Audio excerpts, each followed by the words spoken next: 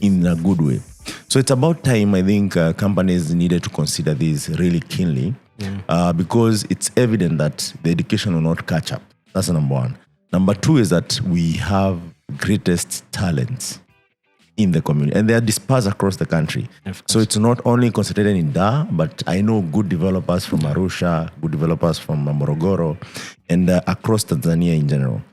And this actually happens in different countries in Africa. Two, the government needs to come up with a clear policy on how they are supporting community, because most of the lessons are learned through community, and it's a continuous learning. The same way they support medics movement or medics organization or laborers work, they need to think this clear, because that actually ensures that the country is benefiting from this knowledge and skills that these young people are coming up with. And you never know, maybe these were the next rocket or the next EV or the next technology that will solve how government delivers its service will come through. Last but not least, if you're a community out there, don't give up. Sometimes it's really hard to run a community.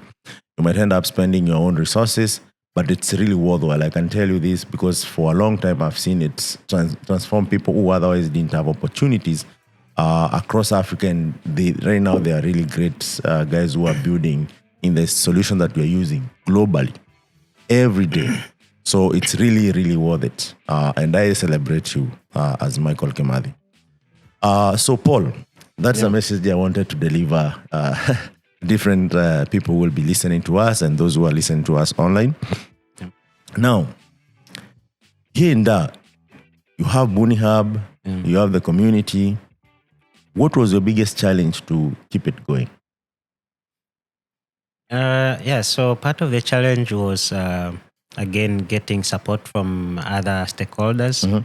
For example, so after I joined Buni and we saw the need to meet regularly as developers.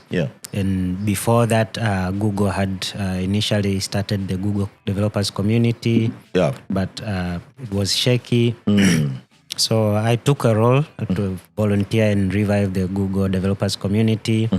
But again, the challenge was that if Google doesn't provide any support, then no one else was providing support. Yes. And so we had to wait for support only from Google, while there are other companies that depend on tech. But interesting, whenever they need developers, you receive calls and emails. I'm looking for this kind of developer. Yes, they're good at that. They see you as a recruiter, but they don't see the work that, it's easier if you have been supporting us maybe either with space or swag or, snacks or even money to buy our domain or renew it, or even pay for the, website that people use to register for the events and keep that community together. It would be easier to tell me, okay, please send this post out to the guys or follow up with a good developer that you know, as opposed from coming from thin air because you just came to an event or there's this community that exists. And it's not their mistake. I think they have this notion where they think that if they employ one or two guys from the community, it's like they have helped the community. But the community doesn't work like that. Yeah, of course. The community actually, the way it works is for you to invest in the pipeline, not to hire the best guys. And once you are done, you see that community is useless until next 3 years when the community has trained another 5 guys. Of course. So it's better that you can hire those 5 guys, but also invest in that pipeline that created those 5 guys, so that next time you need another 5 guys, they're available for you. So I think also maybe there's education that is needed to go around in terms of how community works. Yeah, of course. And I think Kenya is now in good position to learn that, especially now with the fact that now with the with the coming of the giants, the Googles, Microsoft, Amazon, suddenly the giants have taken most of the good developers, and then the local companies, then if they were part of the communities, then it's easier for them now to know who next to take and to groom the next talent for them. But if they're not part of the community, then this time around, then they have no strategy, because then they have to start from zero on how they fix or they fit the gap left by the developers who have gone to the tech giants. Yes. So yeah, absolutely, and I can attest to this. They're struggling to get talent because they have hired most of the guys. They have they have poached the good developers from other companies or startup. But this is not only for the giants, also for the guys who are trying to build solutions and who their guys have been poached. Because people are learning these lessons the hard way. When you don't have more people to recruit, that's when you realize, how do we have these good guys? So they start blaming the schools, saying that they're not like producing good graduates and whatnot. But I think they need to understand that actually community plays a very key role in ensuring the ecosystem is stable. The ecosystem is, by the time you graduate, you are really well, endowed with skills. Your experience. You have worked in a couple of projects. Maybe your portfolio on GitHub is good and whatnot. But that aside, I think they are listening and they can do something about it because for us, Africa's Talking, among other companies that are here for you this month, actually this Thursday, because you have a hackathon and a workshop on Thursday for developers listening out there. We'll be at Boon Hub from morning to evening, doing exactly what you're talking about. And also the plan in future is to have now what we're talking about, reactivate the community. And we are willing to go all the way to ensure at least with the smallest way we can support, we always support. So Paul, you have used the Africa's Talking solutions extensively. I've used them, but not extensively. I think I've used it for one product. Which product did you use? We were building a solution for tracing agro inputs across the value chain. Oh, right now? No, Okay. that was around 3 years back. Okay. Yeah, so we needed a shortcut and a SMS gateway, two-way SMS gateway, because then our solution was to empower farmers to verify the genuineness of agro inputs before they utilize them, because that's one of the challenges that they're struggling with. The market is flooded with counterfeits, but they don't have a way to validate which one is a counterfeit and which one is not. Yeah. And so we built a solution where all the certified agro inputs would be attached with the stickers with a scratch card. And so once a farmer buy a packet, be it seeds or insecticides or pesticides in general, then they'll have to scratch the scratch card to reveal a hidden code, and then they send that code via a special number. Yeah. Then they get feedback whether That is USSD. Yes. So they get feedback. No, it's a traditional SMS. Oh, okay. Yeah. So Two-way SMS. Yeah, two-way SMS. Okay. Yeah. So they send that code that is revealed after scratching the hidden code.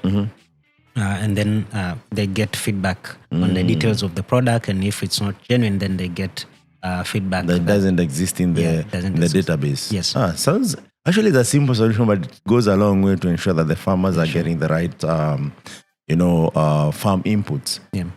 And does the solution still exist? Yeah. So the solution still exists. Though now it's being championed by the government through the National Telecommunication Company. So after we built it, and because agriculture is one of the controlled industries, and because we're dealing with data, then because of the policies, we had to partner with a government institution. Yeah. So that way we partnered with the National Telecommunication Company. Yeah. And the solution is still active under telecommunication company. Okay. Yeah, that's interesting, because I see how that could impact, Tanzania and wherever they are across the country. Yeah, sure. Yeah, so that's the only solution that interacted with. Yeah, that's the. I think the other time we're trying to build a data collection and information tool. Yeah. Around sexual and reproductive health, where we needed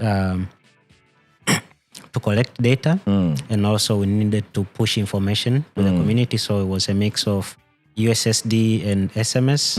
So that was the other time when I used Africa's Token Solutions. Oh, nice. Okay. So what was this solving, the reproduction solution? Yeah, so first was to get details and data around early pregnancies, sexual transmitted diseases. So getting the data through interacting with young people, where if they have questions or they have issues, they would send and get advice and feedback, and also getting direction in terms of where they need to go if they need to be treated or to get medications.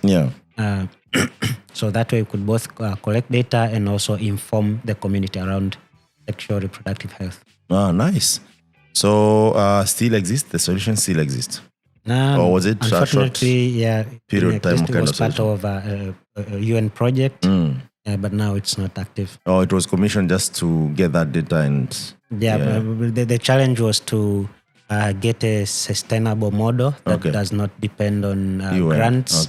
And so we had to pivot to other things and not that. And it's so unfortunate because these things still happen and there's no one who has proper data to ensure that even the government itself, when it's making its policy or taking decisions, they're able to, rely on data as opposed to hearsay or someone doesn't like something happening and then it's not informed.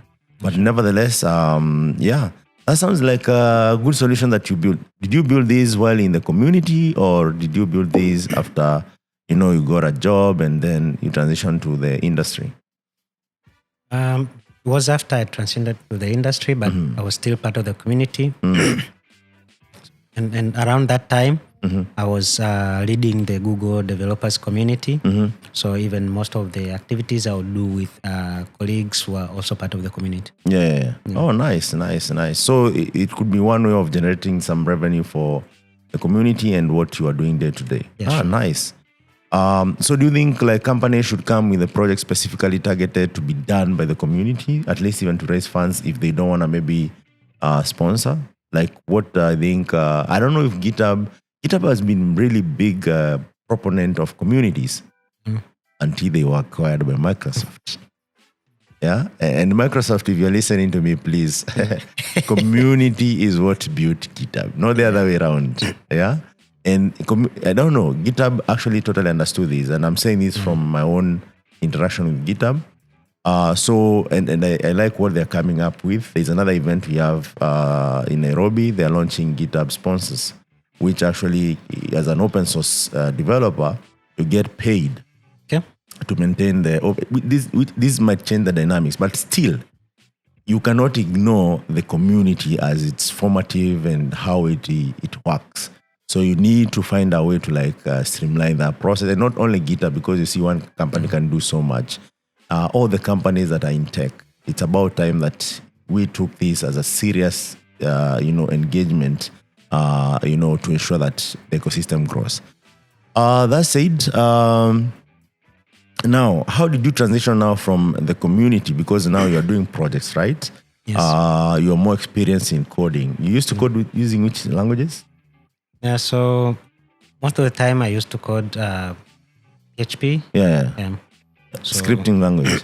Yeah. And then, I think I'm a fan of scripting languages because even I tried to learn Java for Android.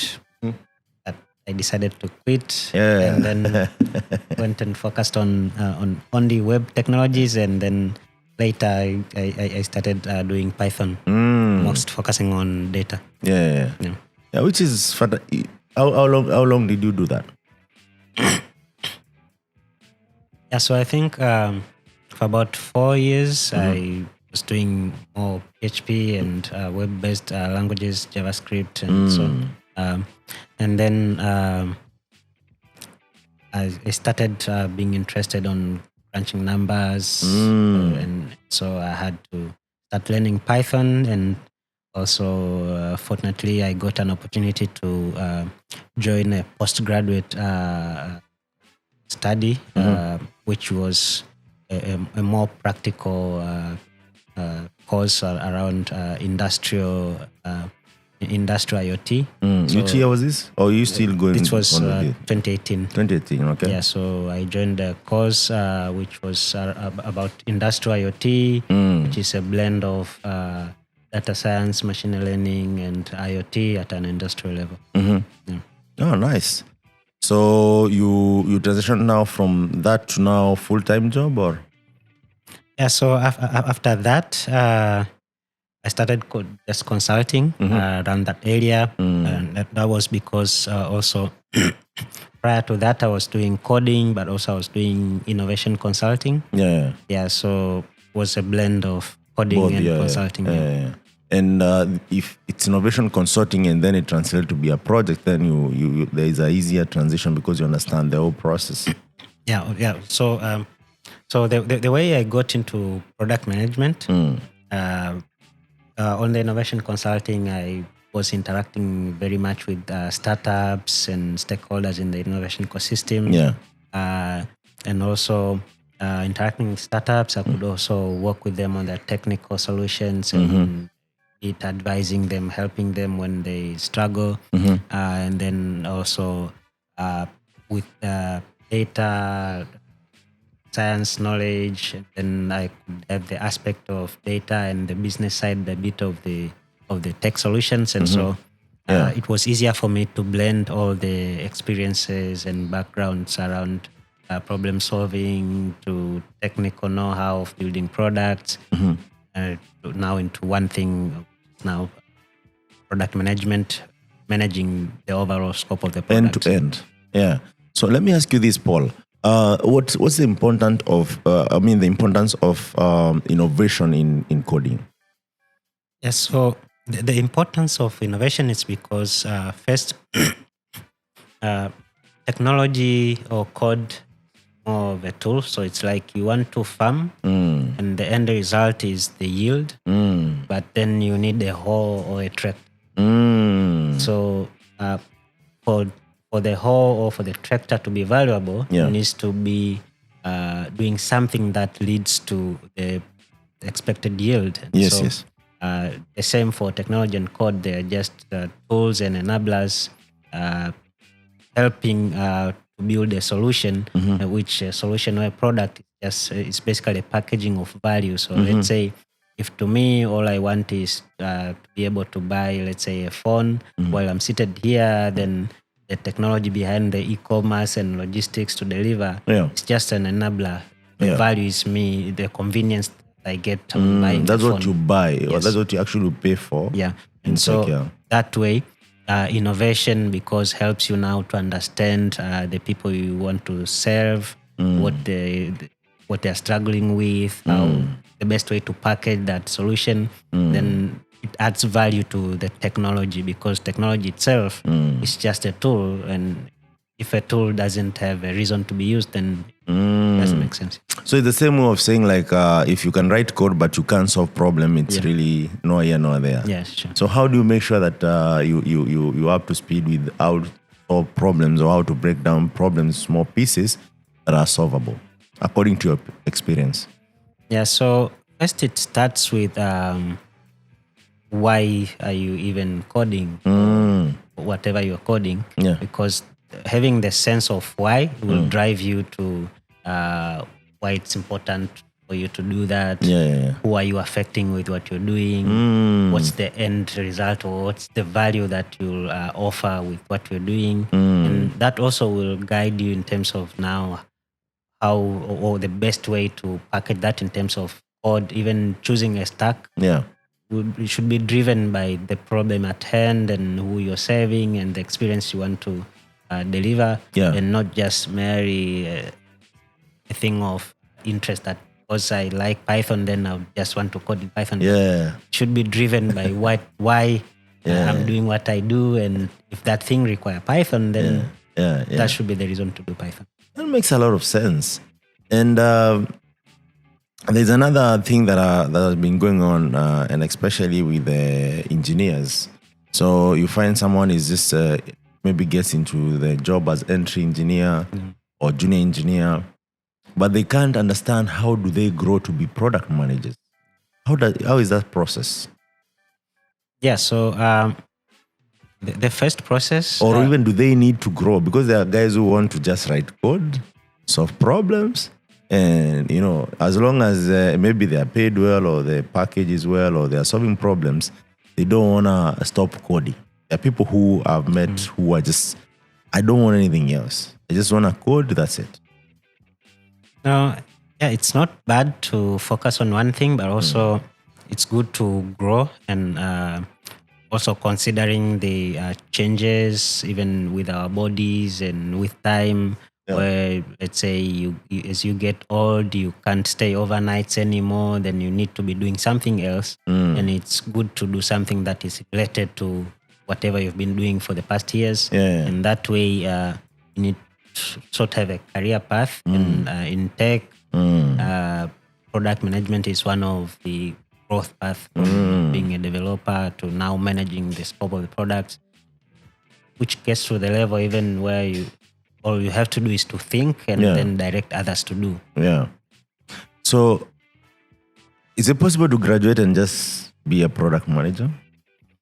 It's possible, but it requires dedication and it requires learning a lot because being a product manager, you need to have all aspects of the product, technical side of it, the business side,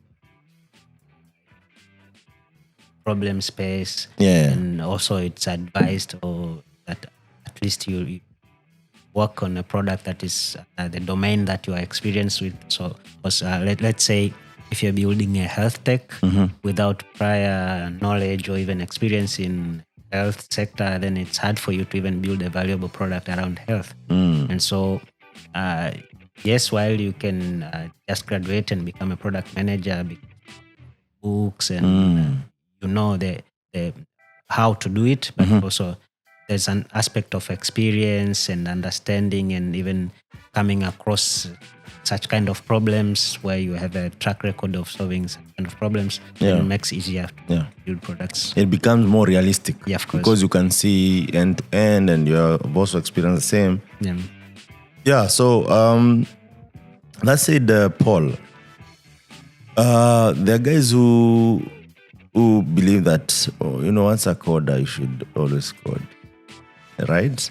What did you say about that? What did you? Because also, it should be careful. As much as computing is an art, as much as it is a science, because the hard part of it is what helps you create solutions. If people take it like the way football is or athletic, and by 35, I'm too old to code. We may never have growth in the ecosystem such that we build even solution for the mature people or older people. Because even when you see the tech trend right now, some of the solutions actually, you find that they don't evolve and then they die. We know so many social applications that actually just died with time because so they maybe, I don't know if that is a reason, but people who use them outgrew them, right? And even you see the movement with so many other social networks that's out there. And that's just one case. So how do we ensure that as much as there is that career path, how do we sustain good engineers to be just good engineers and still build solutions that people can relate with across their lifetime? Okay, yeah. So I'll put it this way. So to me, building a good product, it's an ecosystem effort. So think of it this way. So you may be a good engineer and you've seen a very serious problem in the community you want to solve with your engineering know-how. And then the fact that a politician out there or leader on the top doesn't have a clue of what you're doing, they may end up shutting you down. True. Which is the case, which we've seen some cases around that where, let's say, startup is building a very, good product, let's say around crypto, and the fact that people who have to decide don't know about what you're doing. They just end up saying that you're violating our rules and regulations. And the shut law. down. So what I'm saying is, while it's good to focus and be good at what you do, there should be a transition and growth, because then we need someone who've been a junior developer, I've gone to be a senior developer, I've gone to be a product manager, or I've gone even to be a CEO. Some days we need them to be either ministers, go make decisions for us, because then they'll be making decisions on things that they know and they've been through that. They know what they are regulating, even if they're creating regulations. Yeah.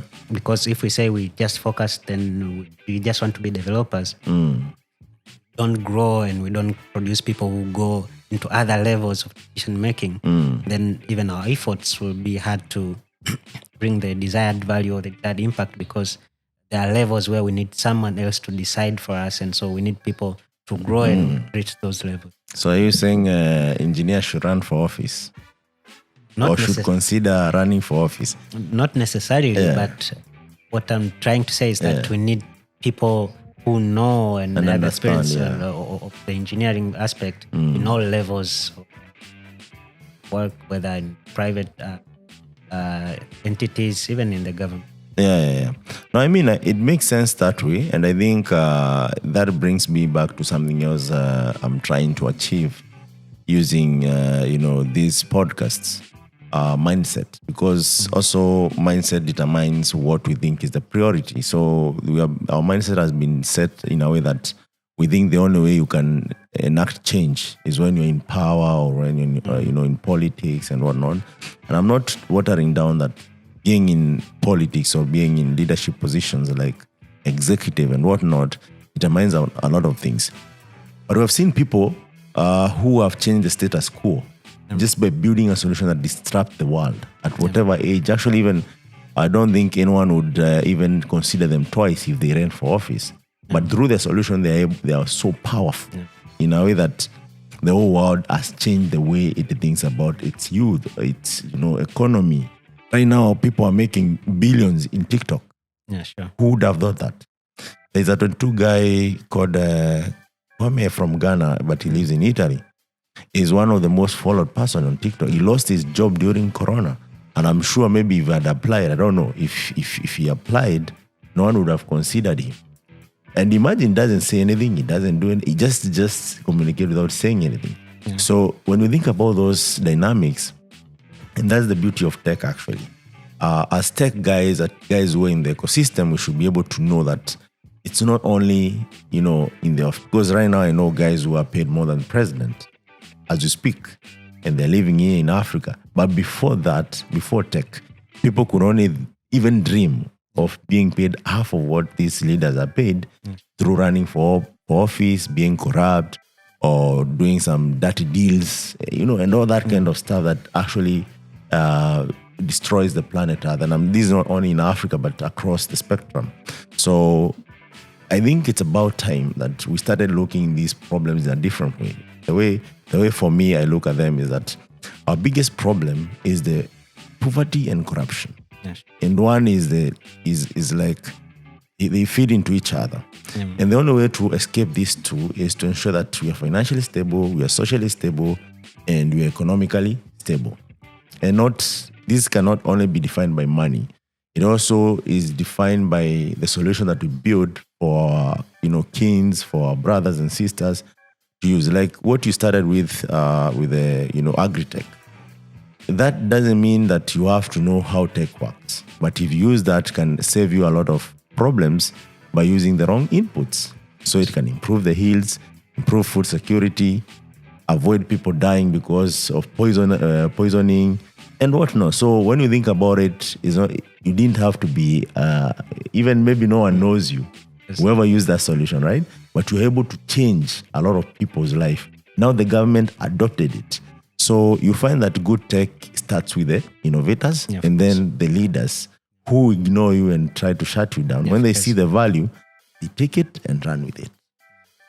Does that make sense? Yeah, it makes sense. And basically, a good way to bring a change is to show example and not tell people to change. And that's why it makes sense for startups or techies and the innovators to leading the change, because if getting access to healthcare is a problem Yeah. and you come with a solution, Yeah. doesn't matter who you are, and Yeah. you don't need to convince a politician that you're solving a problem. Yeah. Because if they see that value and people see that impact, Yeah. even the people that you're helping will convince even the government that they feel that's something that they need. So I think the best way to do it is not to wait for other people to do it. And while I spoke about having people in different levels of decision making, that's just to simplify, but we should be focusing on actually creating the value that is needed in our communities, because that way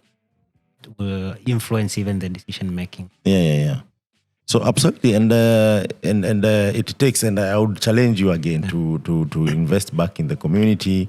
Try even to get more, of your colleagues, because also I've met guys who have no idea what community is all about. So the thing is, there are guys who just want to hang out, sometime eat some pizza and drinks. No, it goes beyond that. It starts like that, but it goes beyond that. And I've seen it firsthand. And even companies, I'll still repeat this, companies should consider giving enough time for people who want to involve themselves in the community. May they be engineers or executive. They should find time to go and share their knowledge, because you might assume people know what you know and make the same mistake you made, but it doesn't have to be like that. You can learn from each other. And I'm a champion of apprenticeship as opposed to mentorship, whereby you see by doing and do by seeing. So, that's something I would like us to do, and let me know if that's something possible we can do even beyond this. So, Paul, as we conclude this, what's next for Paul after, now he's a product manager? Do you plan to have another startup, invest in startup? Yeah, so because I'm passionate about solving problems, so I'm still considering startup, building products, but also in the long term, so considering investing in other startups, because also as we are struggling and blaming each other on why people are not investing in Africa, it's people who know the value and who have been through such kind of problems who see the need to even invest. So if you get more people who have experienced the environment that we are in, who have been through the same challenges, they're the ones to be investing in. Yeah. So because I've been through this, I think I'll be in better position to even invest into startups as I grow up. Yes. Nice. So we're looking forward to that. And every time I come to Tanzania, we should be able to be having these so that we see how can we, because also another thing that I feel like we should, I don't know, even champion to like eradicate. For me, I work with Africa like there is no boundaries. But when I get to the airport or check, that's when I'm reminded, bro, in a different guy. I'm like, no, it's not supposed to be like that. But I understand sometimes changing mindset takes some time. And it's good that East African community is coming together, that is reasoning things up. Soon we'll be in Uganda, we'll be in Rwanda, maybe DRC, sometime Burundi, South Sudan. Because I strongly believe, and this is true actually, that innovation, talent, and skill is evenly distributed across the continent. So it doesn't mean Nairobi is the most innovative place where you'll get the best developers, though that's the case because you have been doing this for the last maybe 12 years. But even if we start right now and do it intensely and consistently in Dar es Salaam, in the next 10 years, Tanzania will also produce the best developers across the world. And that applies to different other cities across the world. So encourage whoever is listening as we part short. No, there's something else I wanted to ask you, Paul. So how do you see tech ecosystem here? So I can see growth in terms of exposure to what is possible, because you can be good at what you do, but without being open-minded to see the possibilities and also that limits. So this now I can see the exposure. We've seen other people in parts of Africa grown. Now we've seen even growth of Kenya, Egypt, Nigeria, South Africa ecosystem. ecosystems. I can see the ecosystem also pushing to grow more. Now we've seen investments, few exits, and the most part that needs more investment now is on the talent pipeline. Yeah. Because one of the reasons even why the ecosystem is not growing fast enough is because we don't have enough talent to champion that growth. True. And I think you can put it better than this. So without further ado, I would like to invite you for our Tanzania workshop, hackathon. Come learn with the expert in the ecosystem. Also learn about, if you want me to share about community, I can share it. I can have a session there sharing about how to build a sustainable community. Also, you're looking up to having community leaders from that hackathon. So if you're interested, this is about time. We'll support with the exclusive knowledge, resources, and ensure that you are growing your community to the greater heights. Something else you should be looking to learn on Thursday, on 22nd. That is Thursday. Is it 22nd or 23rd? 22nd actually. 22nd is Thursday. Yeah, 22nd. At Buni Hub, Science building, right? It's still there, right? Yeah. I've ever done another workshop there back, I think, in 2017 or 2018 about Ruby. So, I remember. You were there? Yeah. Oh, nice.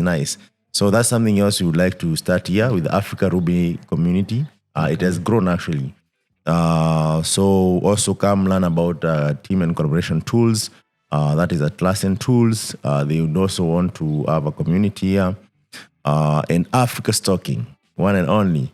Learn about communication tools or solution like USSD, SMS, airtime, data bundle, etc. And also Ilarion, which is a data customer data framework. So come and see how you can use these opportunities to grow your skills and talent, and also make a living out of it if you want. But by and large, build the pipeline in the ecosystem of technologists and developers and software engineers. Thank you so much for joining us. It's been a pleasure hosting this with Paul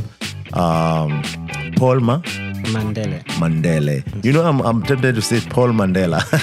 That's why I'm confirming, because someone's name is very important. So thank you so much, Paul Mandela. And it's been a pleasure having you here at Impact Masters Podcast and Africa Stocking Podcast, ensuring that we are empowering developers across Africa and sharing knowledge through different channels. So until next time, this is your host, Michael Kimathi, and if you want.